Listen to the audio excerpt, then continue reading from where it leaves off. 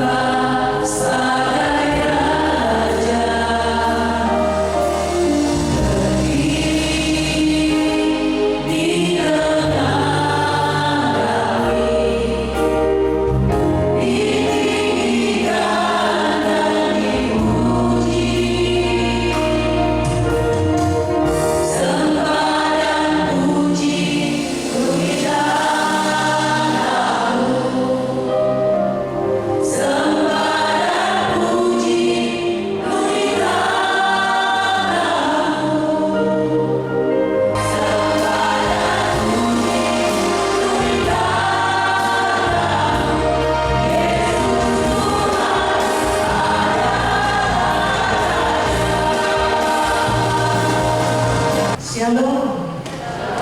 Selamat malam teman-teman yang dikasihi Kristus. Saya Leni Mulyo, bisa dipanggil, dan malam hari ini kita mau bersama-sama merenungkan sabda Tuhan. Karena sabda Tuhan ini adalah satu-satunya kekuatan bagi kita ya. Karena benih firman itu ditanamkan dalam diri kita, itu tidak akan kembali dengan sia-sia. Amin. Ya, baik. Kita mengambil satu tema, yaitu memang benih dan roti. Ya, nah, tapi sebenarnya cocok banget dengan APP pertemuan yang ketiga ya di sini ya. Nah, kita itu ditantang sebenarnya. Kalau pada ikut nggak di pertemuan APP di lingkungan? Ada yang sudah ikut ya, baik. Nah, maka kita persiapan masa prapaskah ini mempersiapkan diri, maka kita diajak kepada dalam permenungan bagaimana kita mau merasakan dan mau menghayati bahwa Allah itu adalah Allah yang berbela rasa, Allah yang mau berbela rasa dan mau menyelamatkan kita semua. Amin. Ya, dengan benar-benar Paskah kan jelas kan, dengan kematian Yesus dan kebangkitannya, maka kita diselamatkan. Kita bersyukur untuk itu. Karena pertemuan yang kedua itu kita diajak untuk apa? Ayo kita semua membuka hati dengan tulus ya. Membuka hati kepada siapa? Kalau kita melihat di sekitar kita ini banyak sekali yang susah atau yang senang. Lebih banyak yang susah ya? Benar, lebih banyak yang susah yang menderita bukan? Dari orang-orang yang sudah lansia, sudah senior, atau orang-orang yang umurnya masih sedang-sedangnya, atau profesional, itu juga orang-orang yang muda, ya anak-anak, semuanya itu banyak mengalami hal-hal yang sangat rumit dan berat di dalam kehidupan mereka. Dan kita semua juga mengalami. Mungkin kita tidak terlalu langsung mengalami, tapi di sekitar kita, mungkin keluarga kita, kenalan kita, tetangga kita, umur separuh kita, ataupun masyarakat yang luas, kita begitu banyak melihat orang yang menderita. Maka diajaklah kita nggak buta. Karena bacaan yang kedua itu bacanya mengenai Bartimeo Bartimius yang buta itu. Tapi Bartimius yang buta itu dia bisa melihat Yesus sehingga dia berseru kepada Yesus, Yesus anak Daud, kasihanilah aku. Ya, seperti itu ya. Ternyata walaupun matanya itu secara fisik buta, tapi mata hatinya terbuka karena dia bisa melihat Yesus dan dia percaya bahwa dengan Yesus maka dia akan mengalami sesuatu yang lain yang berubah. Nah, pertemuan yang ketiga, kita semua saat ini diajak, ayo kita ditantang untuk berani mengambil suatu keputusan. Tapi dari situ kita diingatkan bahwa ada satu kekuatan, yaitu benih. Benih apa? Benih firman. Benih firman yang kita pegang dan kita hayati sungguh-sungguh dan kita mau melakukannya dengan sungguh, maka janji Tuhan itu ya dan amin. Setuju? Ya, pasti dipenuhi ya. Janji Tuhan itu ya dan amin. Jadi pas temanya itu benih dan roti ya. Benih firman dan buahnya itu adalah suatu yang kelimpahan, terutama sejahtera yang ada dalam hati dan pikiran kita semuanya. Oke. Sekarang kita mau lihat ya. Ini discretion itu artinya yaitu kita menghadapi suatu tantangan untuk mengambil suatu keputusan ya dalam menghadapi situasi yang ada di sekitar kita ini. Oke, kita lanjutkan. Kita mau melihat bagaimana dalam pengantarnya ini. Boleh diklik lagi? Ya. Tuhan Yesus itu senantiasa dia berkata apa?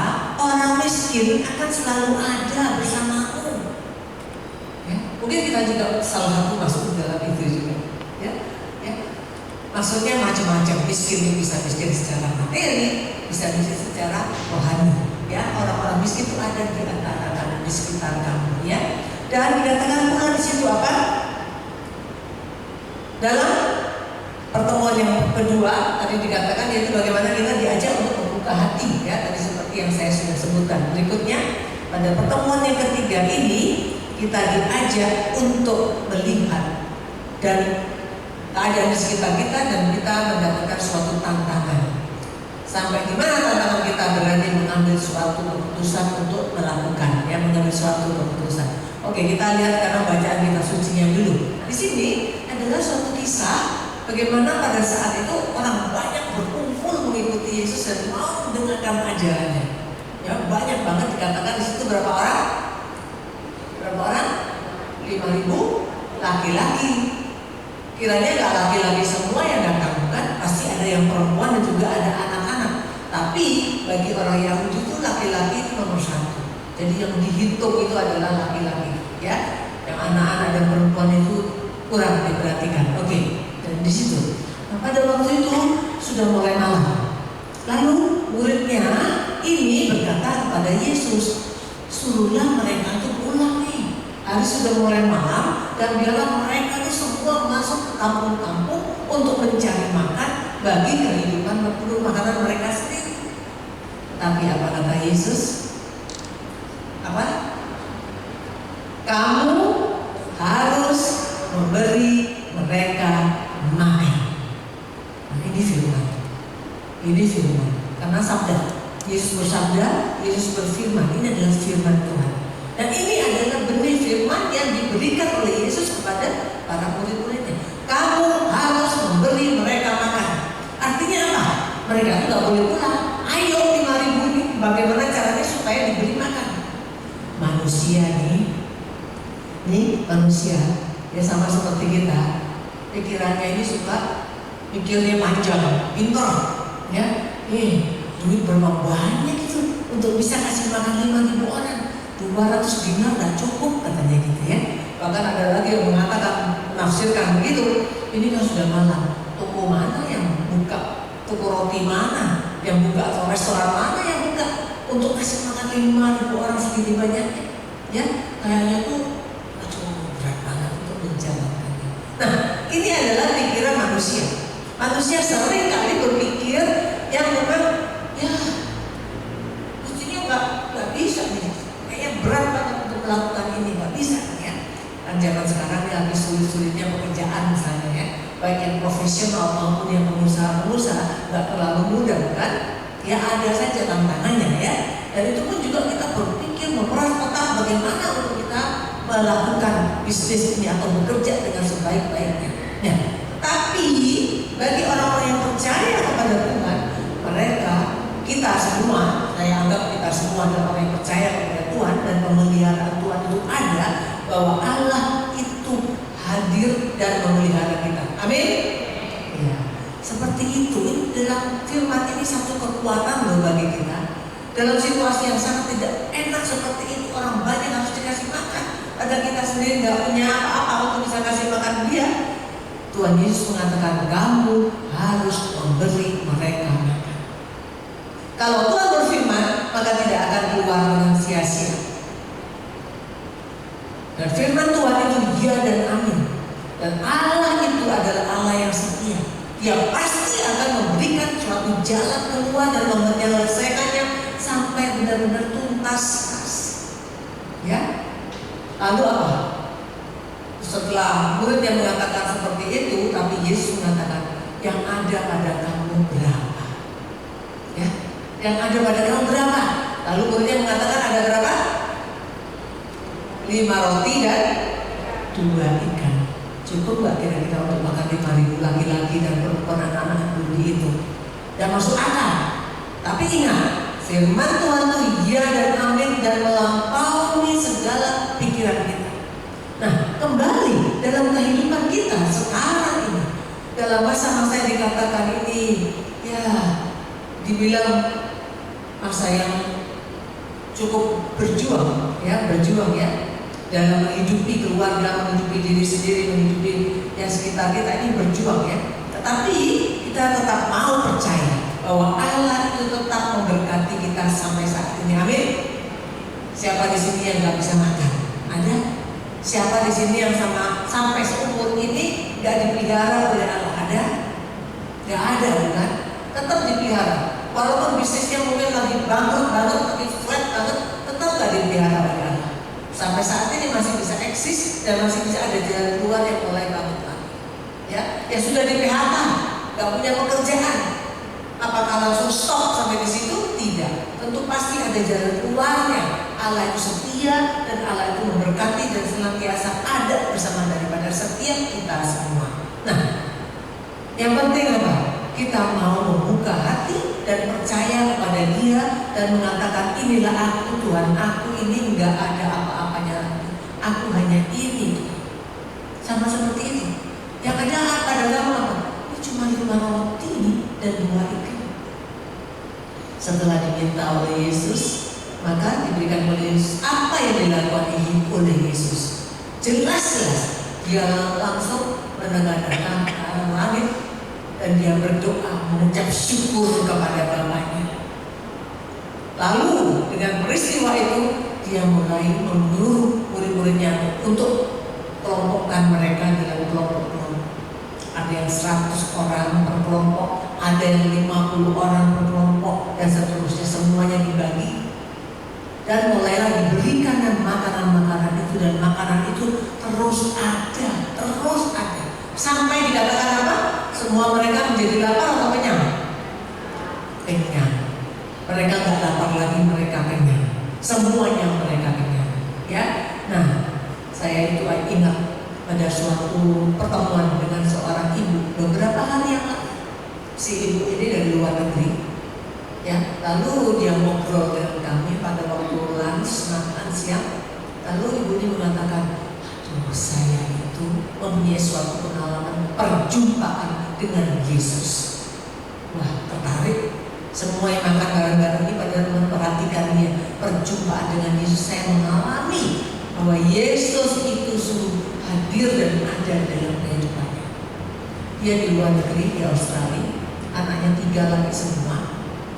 Dia punya bisnis karena pindahnya ke sana itu karena dengan jalur bisnis, jadi harus bikin bisnis di sana. Lalu dia bikin bisnis dengan beberapa orang temannya. Ya, saya tidak ceritakan bisnisnya apa. Nah, dari situ, tapi dalam perjalanannya awalnya masih oke, tapi belum bisa BEP, belum bisa break even point, belum, terus jalan. Ya, tapi ibu ini adalah orang yang pekerja keras karena dia membutuhkan sekali, dia harus bisa eksis dengan bisnisnya ini supaya dia berlanjut terus bisa mempunyai PR di sana. Teman-temannya lebih kaya daripada dia. Teman-temannya itu mungkin uang yang dimasukkan share di situ pun itu mungkin nggak terlalu gede bagi teman-temannya itu. Tapi bagi si ibu ini di level semuanya itu dia masukkan ke situ. Ternyata bisnisnya itu lambat laun bukannya naik, tetapi turun. Karena dia bisnisnya itu adalah suatu franchise, maka nggak bisa tidak boleh tutup, harus jalan terus. Dia setengah mati, teman-temannya semua cabut, nggak mau ngurusin, cabut semuanya. Ya sudah, akhirnya dia sendiri ya ngurus itu sampai benar-benar tidak ada hasil yang baik, justru makin merosot dan benar-benar utangnya sudah mulai banyak dan tidak bisa berkembang lagi. Akhirnya perusahaan yang memberikan dia franchise itu mengizinkan dia itu. Pada prosesnya itu, suatu saat dia juga minta anaknya yang laki-laki itu sudah pada kuliah untuk bantu dia. Anaknya nggak ada yang bersedia, ya, punya kepentingan sendiri, nggak ada yang bersedia membantu maminya. Nah, di situ terjadi apa? Suatu saat dia mengatakan, pada waktu saya lagi menyetrika baju, di situ tuh dia langsung ingat Tuhan. Saya nggak ada apa-apa lagi, hanya Engkau saja Tuhan, cukup buat aku. You are enough for me. Dia katakan seperti itu. Pada saat dia mengatakan seperti itu, waktu itu saya juga mendengarkan juga sampai rasanya terharu sekali ya. Dia mengatakan, ada kuasa ilahi yang di dalam dirinya, dia bisa enteng. Padahal utangnya banyak, tapi jiwanya, hatinya itu lepas, enteng. Dan disitulah dia bisa punya suatu rasa yang tidak bisa dikatakan, tidak bisa diceritakan. Hanya dia mengatakan ada suatu damai di dalam hidupnya dan enteng banget. Dan pada saat itu dia dibimbing oleh Roh Kudus pasti. Dia berani mengatakan kepada anak-anaknya yang sudah mulai besar memikirnya, kamu kalau tak mau bantuin mami, keluar cari pekerjaan. Kalau kamu nggak punya nggak mau bantuin mami, keluar cari pekerjaan. Saudara, anak-anaknya akhirnya keluar dari pekerjaan masing-masing, harus menghidupi diri sendiri supaya dia bisa tetap kuliah dan bisa tetap hidup di sana. Berat loh, di luar negeri, nggak ada saudara, nggak ada apa. Nah, dari sini ini adalah proses yang gak nyaman, proses yang gak enak sama sekali. Ya, menurut pikiran manusia, wah gimana dia bisa harus pulang ke Indonesia? Enggak. Dengan peristiwa itu Tuhan menuntun dia, Tuhan menolong dia dengan caranya. Kadang-kadang untuk mencapai sesuatu yang ini, Tuhan tuh memang membiarkan seolah-olah ini terjadi. Karena dengan kejadian yang seperti itu, yang tadinya si ibu ini kepada anaknya itu provide semuanya, dipenuhi semua. Saat itu dia dengan tegar berani mengatakan, kalau kamu nggak bisa bantu kami juga nggak bisa, kamu harus keluar dari pekerjaan. Dengan tegas. Jadi suatu tantangan juga. Tantangan bagi si anaknya, wah gimana sekarang? Aku harus cari kerja. Enak mereka cari kerja bisa kan? Dan buahnya apa? Dengan anak-anaknya disuruh keluar untuk cari pekerjaan masing-masing.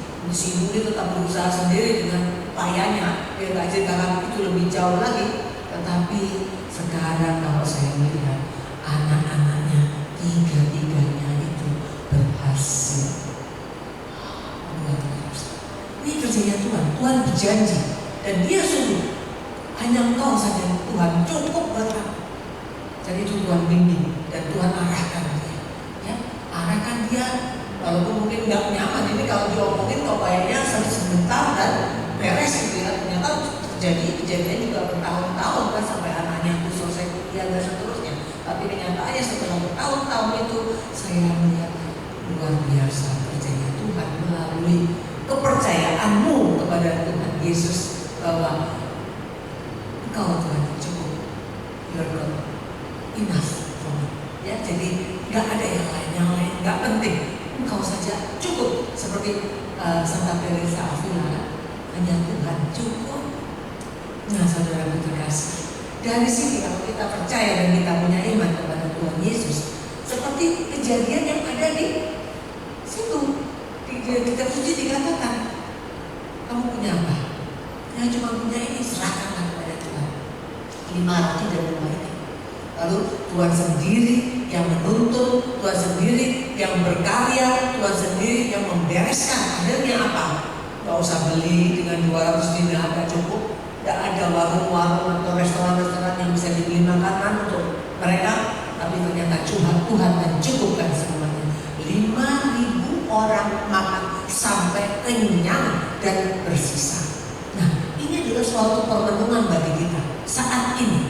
Apapun masalah yang kita hadapi saat ini, kita percaya dengan iman Tuhan itu hadir dan Tuhan itu menyertai kita, dan Tuhan itu akan terus membimbing kita kalau kita sungguh-sungguh mengandalkan Dia dalam hidup kita. Amin. Yesus, Kau andalanku. Setuju? Ya, kita pegang itu. Yesus, Kau andalanku. Yesus, Kau andalanku. Andalanku, hidupku ya. Nah, itu kita pegang. Iman. Ayo kita semua. Mungkin saudara saya mengalami seperti yang berat tadi, tapi yang nggak tahu kalau suatu saat mengalami yang berat, jangan tinggalkan Yesus. Tetap cari Dia dan percaya Dia itu mau datang kepada kita. Dan Dia kalau berfirman seperti benih firman yang disampaikan sabdanya, ya, yang dikatakan benih itu memberikan sesuatu yang berlimpah. Bukan dalam arti berupa barang-barang yang materi, tetapi terutama batinnya. Ibu tadi itu pertama kali dia menerima Yesus yang katakan, damai sejahtera. Plong, ya. Akhirnya tetap jalani tapi lain ceritanya dengan yang sebelumnya. Itu seperti itu akhirnya Tuhan Yesus. Dia kalau berfirman iya dan amin, dan dia pasti menepati janjinya, dan dia mengatakan dia pasti, ya, sehingga apa? Roti yang sedikit itu saja diberkati oleh Tuhan dengan luar biasa sampai tersisa 12 bakul. Nah, 12 bakul itu dibuang atau dikumpulin? Dikumpulin. Ini berkat bagi kita. Ya, ingat Paus Fransiskus juga menekankan jangan membuang makanan. Ya, itu pun juga nggak dibuang makanannya, dikumpulin. Siapa di sini yang masih suka buang makanan? Ada? Gak ada ya? Jadi kalau makan mesti habis semua kan? Iya. Kalau perutnya tidak mampu ngabisin, jangan banyak-banyak ngambilnya. Saya tuh sekarang ya jadi habit saya gak pernah buang makanan. Di rumah sisa nasi aja seperti itu saya gak berani buang rasanya. Saya tambah kulkas lagi gitu. Besok waktu masak lagi saya tambahkan lagi gitu di situ. Walaupun tinggal sedikit, saya tetap gak berani gitu buang makanannya. Karena ingat, kalau kamu buang-buang makanan itu merampas hak makan orang miskin. Gak tega, ya kan? Kita bayangin kalau kita nggak bisa makan gimana gitu ya. Orang miskin yang nggak bisa makan bagaimana? Kok kita ini lalu berani-berani buang-buang makanan? Enggak. Itu menjadi habit kita, ya. Nggak boleh buang-buang makanan.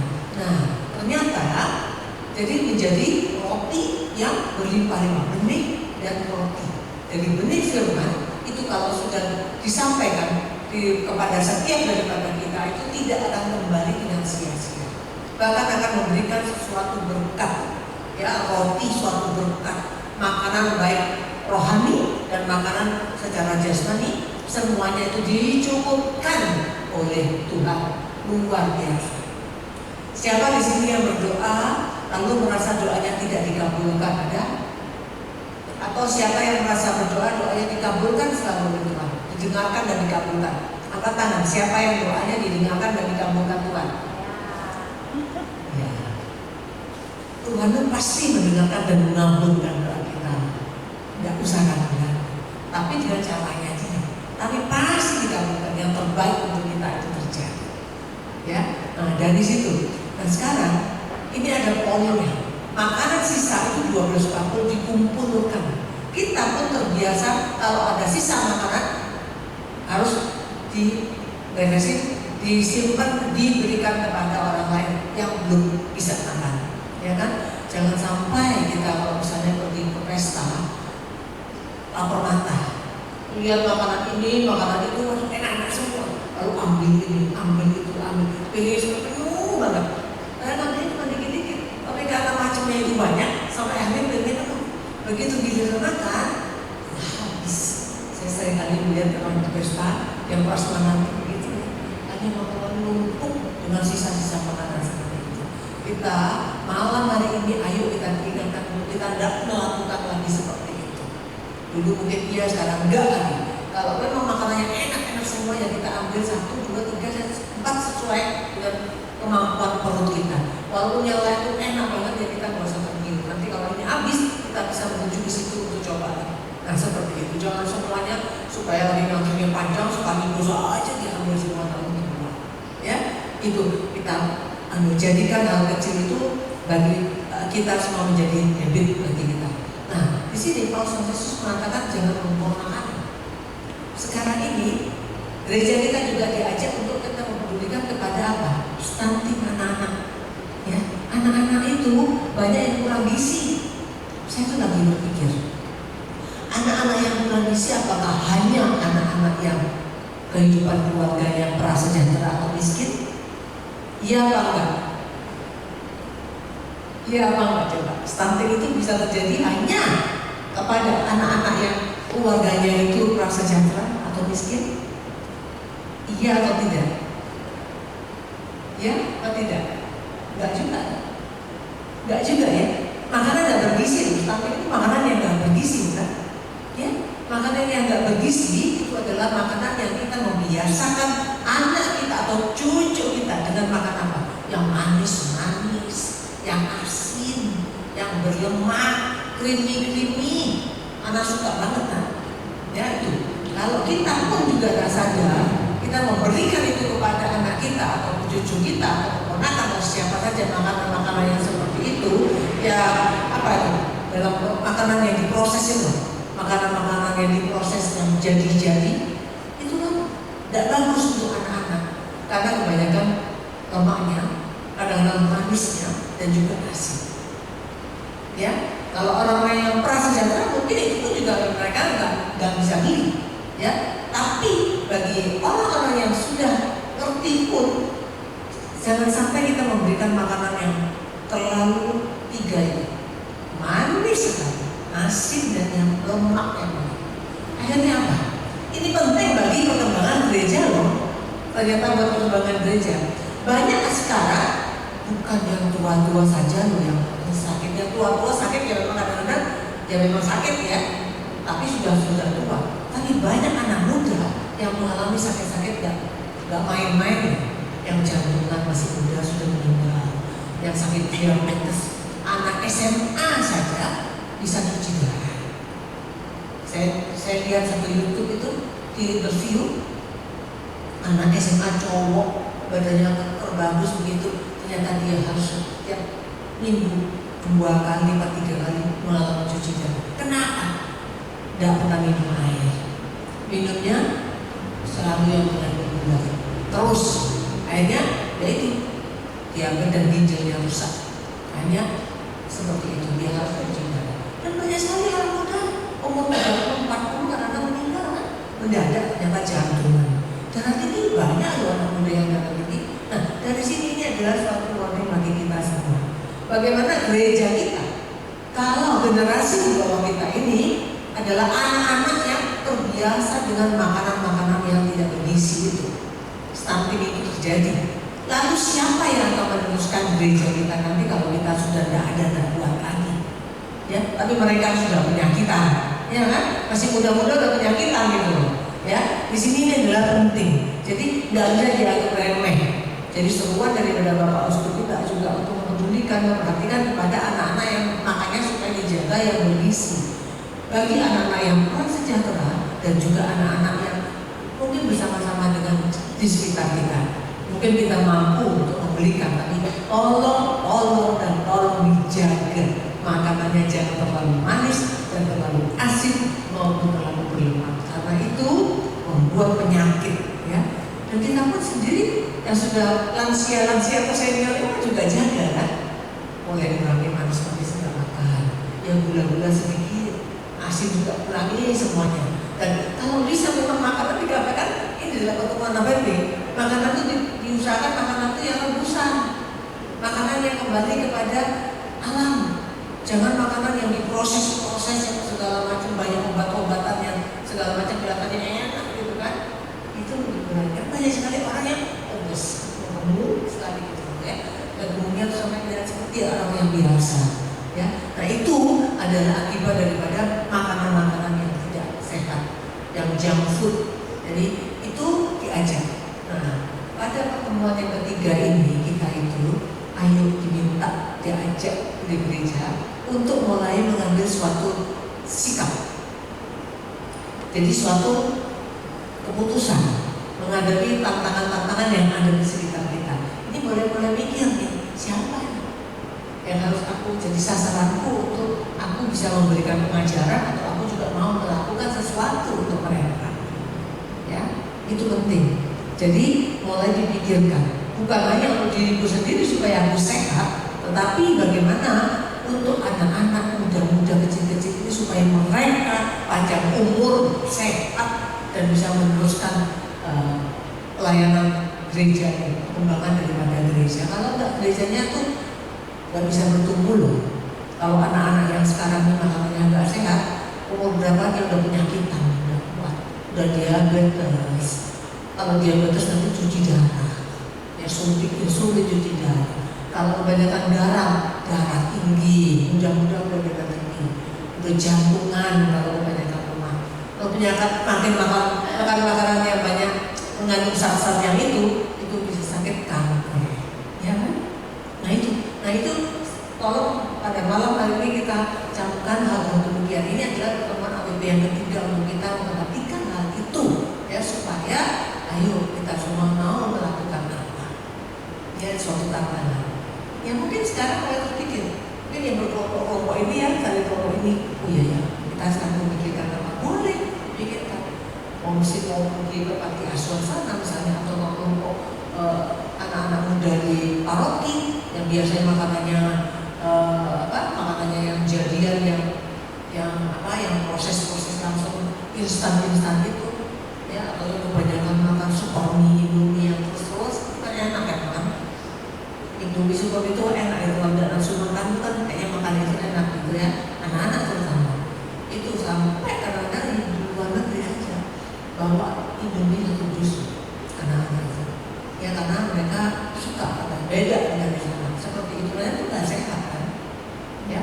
Jadi dari situ maka diajaklah kita semua untuk ayo kita menghadapi tantangan ini dan kita lihat bagaimana Yesus.